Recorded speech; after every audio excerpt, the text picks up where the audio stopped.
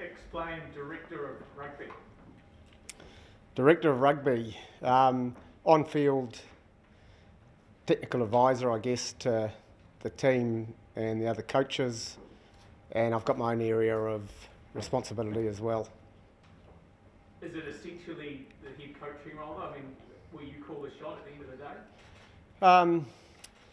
Look, I'm a very empowering coach, so I like to work together. You can call it what you like. I'll have an influence, but so will the other coaches, and we'll try and work together. I don't want to be like I applied for the pension 2 days ago, so so I've got a responsibility to also help these other coaches, and they're the future, so I'll do that as well as I can. How does this differentiate from the role that you were previously coming on board with for the Black Ferns? Significantly. So just a quick history.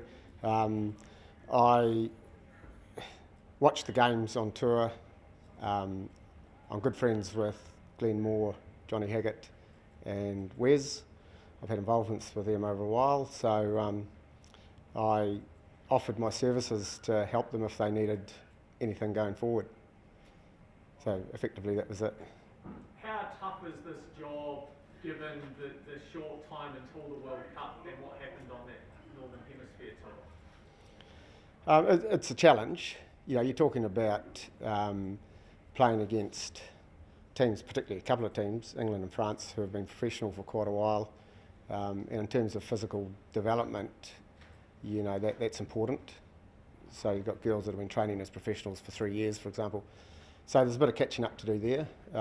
I've been really excited since I've joined with the attitude of the girls. They're on the edge of the seats. They've got shining eyes. They want to learn. And, let's see what happens. Will this be your biggest challenge yet? And I guess what attracts you to it? Will it be my biggest challenge ever? I've had some big ones. Not all successful either. But that's sport, that's coaching.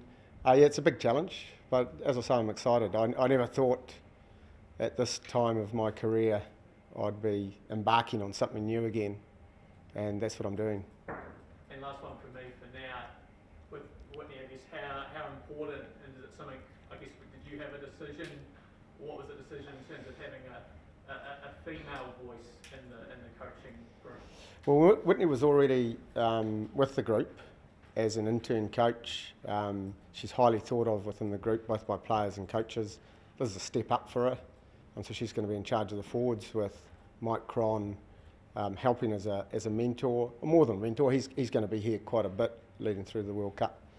So it's a great opportunity, and she's a smart woman who comes across well and has a very good influence on this team of girls. You've always said that you've been made to feel like a head coach even when you weren't. Does being the director of rugby allow you to do that with this team? Absolutely, yeah. People are always writing about when I was a head coach and when I was an assistant coach. I've never felt like an assistant coach. I've always felt like a co-coach. Always been given roles to feel like a co-coach. So yeah, I'm going to be doing the same with this team here. Laurie O'Reilly, I know you drew a lot of inspiration from him being a pioneer in the sport. Is this job here something you ever spoke with him about, or ever thought in your time with him that maybe you would take the reins of a job like this at some point in your career? No, not really. I helped him a lot on a casual basis. Even when I was a player, he would ring up and see if I'd go out to women's training for a run around. He helped me select some women players as staff coaches when I was director of coaching in Canterbury, and so they used to help me run coaching courses on the weekend. So and so as he drove women's rugby, he involved me at certain levels, but yeah, no, I never really considered that I would have been in this role. However, when I did offer my services, I did have a feeling that this would be a great tribute to my mate, to Laurie, and that he'd be honoured by it if he was still around. Why do you feel so back to this team? I mean, you offered your services in the first place. Well, it's New Zealand Rugby. I've been in, since the age of 5, I've played rugby. I've had, playing the game were the best years of my life. I only got into coaching because I still wanted to be part of a contest and I still wanted to be part of a team. So it's just been my life, and New Zealand Rugby has been my life, and I've had opportunities to coach other countries, but I always felt that when I pulled the jersey over my head, if it wasn't black with a silver fern on it, it was the wrong country. So I've always been committed to New Zealand. This was, as I said before, this was almost a labour of love at the start to offer some mates a bit of a hand in the technical area. It's become bigger than that, clearly, because of what's occurred over the last couple of weeks. But I'm up for it. I'm keen to help. How confident are you that you can be competitive, even win a World Cup, come the World Cup? Well, I've only had one camp with them, and we played a men's team at the end of the camp. There were some promising signs. I don't know. I can't answer that question really, because we've got a long way to go. What I do hope is that we can create something that's really exhilarating for the country, that's maybe slightly different. People sometimes say I'm a bit weird as a coach, which is probably true. So we'll be doing some different stuff and hopefully captivating people. And just last one from me. It's been a tumultuous couple of weeks or a couple of months for the team really. How do you move forward from here? Well, we started that process. I think we put a line in the sand last camp. So we started that process. We can't control a lot of that stuff. We've just got to really focus on where we're trying to go, getting better at that every day. The women in this team are vibrant. They're really keen to create an environment that's fun, that's exciting, that's creative. They might do a rap when someone else would stand up and give a talk. They're a different team to what I've had before, and it's exciting. I love it. It's great to watch. Wayne, as the director of rugby, with the change direction of teams, you have to be cautious about having information overload because you want to carve your own path. In what you're doing from your predecessor. I've always had to be conscious of information overload. It's been one of the things that's consistently been in my reviews at the end of years about not getting too cluttered too early. That's my way. When I get excited, I want to see the game evolve quickly, and I've got very clear ideas about how I want the game to be played. So yeah, that's something I've got to be conscious of and really hold myself back a wee bit and go step by step. And we've got about 180 odd days, I think, before the World Cup. So there's plenty of time. With the transition from Glenn, have you been able to chat to him and, given he was there 2015, I think, you able to get a lot of information from him, the systems and everything he worked with? Oh, absolutely. So there are coaches here for continuity as well as Glenn. But Glenn's always been available to provide material, information, video. I've got more information than I can use, so it's a matter of sorting through it, coming up with something simple that we can all buy into, and then letting loose. So no doubt you've spoken to him since he resigned from the post? Oh yeah, I would say everyone's probably had a quick word to him. How was he? That's probably for Glenn to answer, I think. I can't make an assumption on that, but as a mate, we've all been, we've all rung him and said, how much we like him, good luck with the future, and he's made a decision and we stand by it. You said during your time at the camp, you've seen this sort of vibrancy of the group. Is it a group that a fair amount needs to change in terms of culture, or there's the hallmarks of a strong culture there for a team going forward?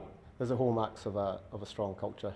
Yeah, I think it's the game that I'm really interested in adding some stuff to, and trying to make that really exhilarating for the girls, but also for the public.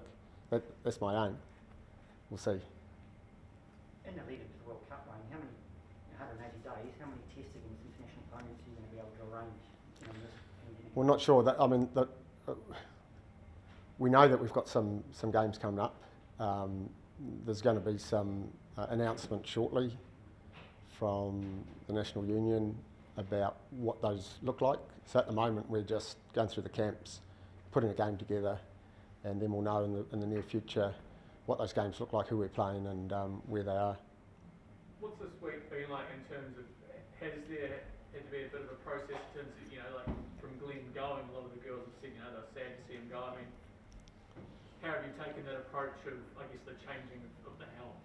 Yeah, absolutely. There's been a process. I think the key one is identifying the new structures and the roles that we've all got, what that looks like now. We've tried to make that as easy as possible for the girls to understand and logical. So we're all in areas that A, we've coached before, and B, fit in together. And of course you do have to talk about what's happened. We'd already done a lot of that at the last camp, so I think there's a lot of buy-in here now to let's just get on with it and see what we can create. Was there the chance for them to do that, I guess, and for as well, like a saying goodbye? Can you clarify that question? Like, was, I guess, like that whole process of his resignation, did he get to say goodbye to the girls or then say goodbye? I guess, what was that like? Look, I'm not sure what Glenn's done with the girls or with the team, but certainly we've gone through a process of acknowledging it, and girls were able to speak about it and then get on with what we've got to do now. It's just a reality that we've got to get on. How much will you lean on Graham Henry and what influence and knowledge does he bring? Yeah, well, Graham's clearly, I've had a long history with Ted, and we get on well. We're of a similar mindset. His role is essentially, he's going to do a lot of selection work for us, and he's going to be a mentor to all the coaches in the team as well. So he's a wise old head who loves the country, loves the sport, and going to help us out. You've got 5 months, 16 days, and roughly 20 hours until the World Cup kicks off. Are you ready? Not yet. I think we're going to go well at the World Cup, but we're not going to go well today. You know, we've got time to prepare. So. Does that excite you? Oh, 100%. Look, I could have stepped away from this a month ago and just said, no, it's too tough. But now that I've met the people, I'm in the environment, I'm really excited. I think, if we're all together, we can achieve something, whatever that looks like. Hopefully it'll create some excitement and some satisfaction, and but I think the journey will be good.